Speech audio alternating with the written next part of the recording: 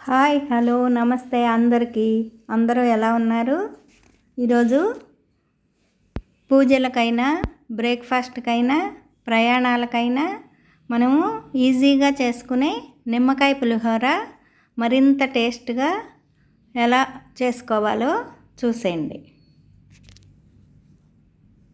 నా ఛానల్ని first time చూస్తుంటే సబ్స్క్రైబ్ చేసుకుని పక్కనే ఉన్న బెల్ బటన్ క్లిక్ చేస్తే నేను వీడియో పెట్టిన వెంటనే మీకు నోటిఫికేషన్ వస్తుంది.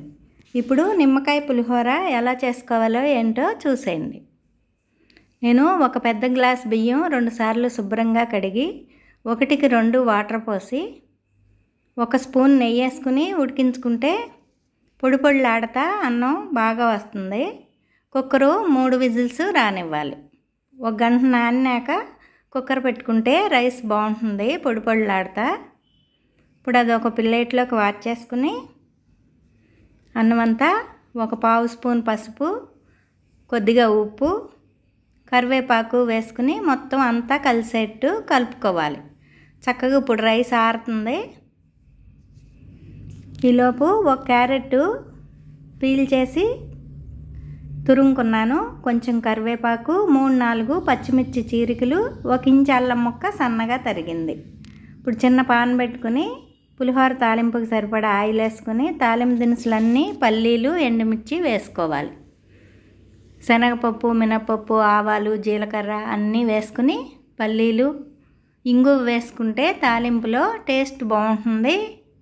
ఇప్పుడు అల్లం, పచ్చిమిర్చి, కరివేపాకు వేసుకుని పచ్చిమిర్చి బాగా వేగే వరకు వేపుకోవాలి. ఇంగువ వేసుకోకపోతే ఎప్పుడు మీరు ఒకసారి వేసుకుని చూడండి. ఇంగువ టేస్టు స్మెల్ చాలా బాగుంటుంది పులిహోరకి. చక్కగా వేగిపోయినాయి. ఇప్పుడు అది తీసేసి స్టవ్ ఆపేసిన తర్వాత నేను 2 పెద్ద నిమ్మకాయలు జ్యూస్ తీసి పెట్టుకున్నాను. అది పోసేసుకోవాలి. ఇలా నిమ్మకాయ రసం ఇలా దీనిలో పోసి వేసుకోవటం వలన మనం పొద్దున్నే చేసిన నైట్ వరకు పులిహోర చాలా ఫ్రెష్గా బాగుంటుంది. జర్నీస్కి కూడా పాడవకుండా బాగుంటుంది.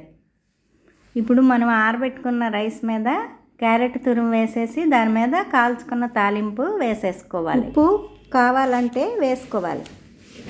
మొత్తం అంతా కలిసేట్టు కలుపుకోవాలి.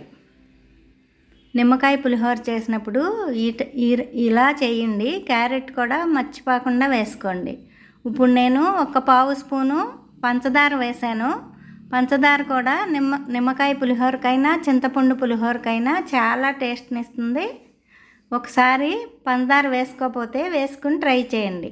మరొక మంచి వీడియోతో మళ్ళీ కలుద్దాం. బాయ్. Thanks for watching.